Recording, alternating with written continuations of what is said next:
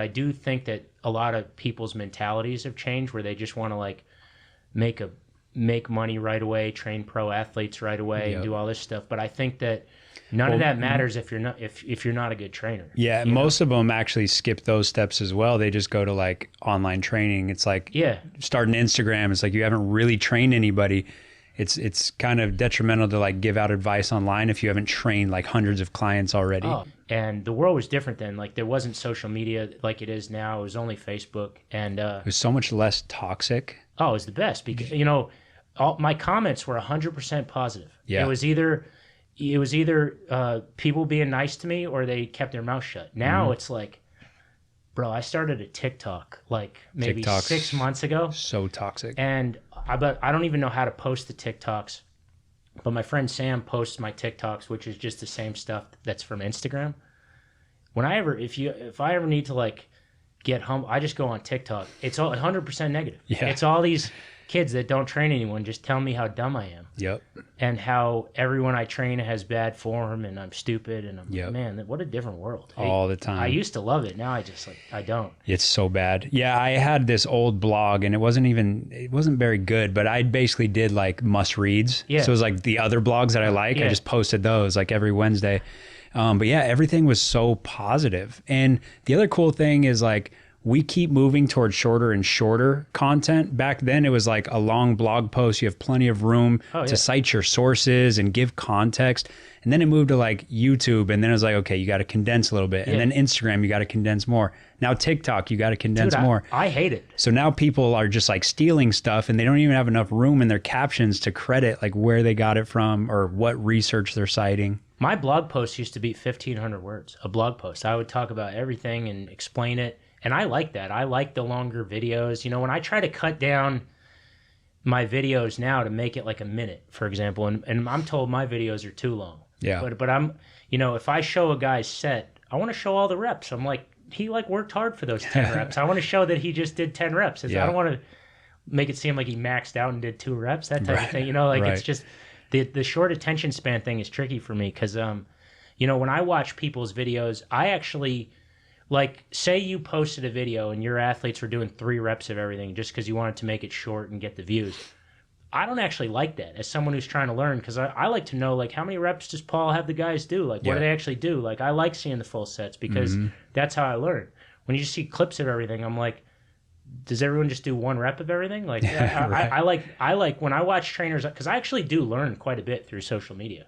I would actually say now, it's probably my single biggest driver of my new knowledge is social media, but there's also the dumbest shit imaginable. So I just have to have a good filter. Yeah. But I do learn from people, but it's hard to learn when they have to condense their stuff because I can't really see what they're doing. I love, like I just said, I love knowing the full workout, not just like a clip, or I love knowing like how many reps they did of certain exercises because sometimes I look at what someone else is doing that I respect and I'm like, they're doing it better than we are. I should do it that way. Yeah. But what you're describing is something that's happening in all industries where algorithms are killing true art. Yeah.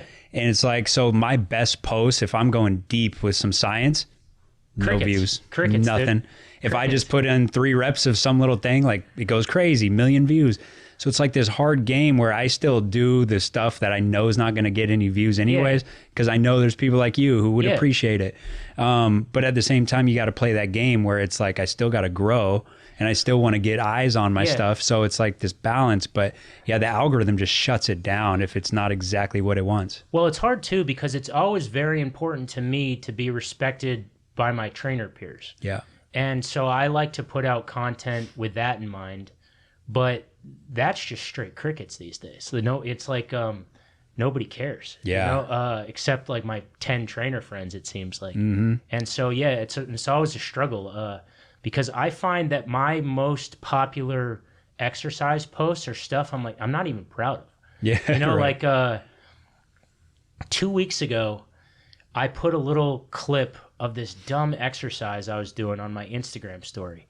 And then when I came back to my phone, probably 5 or 6 hours later, I had seemed like 100 people replying to me about this story. Fire, fire, fire. My caption was clearly, I wouldn't even do this with clients. I was just screwing around. And I'm like, how is like the most popular exercise I've ever shared the one that I literally said, don't do this? I was just screwing around. But if I just, it's and I thought, this is like everything that's wrong with social media. This is just a dumb thing. I was just screwing around, having fun. And that is what people want to take away from the stuff. But meanwhile, I recently shared a video of Kelly Oubre training, doing great stuff, really just good, simple stuff. But I think the basics done well with good technique cures about 80% of what people need to work on. Yep.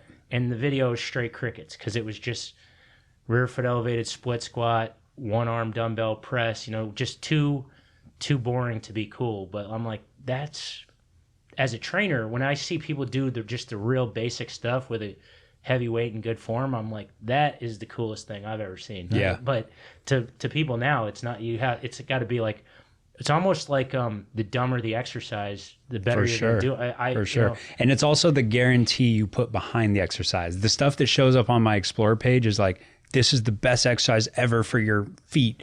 It's like, yeah, probably not. But because you put that guarantee, it got people to be like, okay, this is the one that I got to do. Dude, I always, they have that show, The Biggest Loser, but I sometimes joke that the online fitness world right now is like the Biggest Loser contest. Like, it's just, if you're winning at social media, you're probably like not doing great training. Yeah, right. 100%.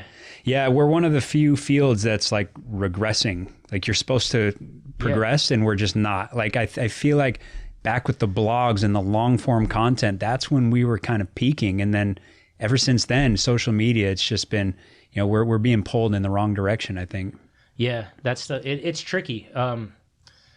It's tricky. It's pros and cons because now I can reach more people. Like my little blog, like nobody was even viewing it. I don't know if that would have ever blown up, but then social media, you get more eyes. And I look at it this way, like I could put out, some sort of drill and it's going to get me 1,000 followers. And then, maybe 100 of them are going to stick for my next post when I actually talk about the science and stuff. And so you're kind of just pulling them in and then feeding them the good stuff.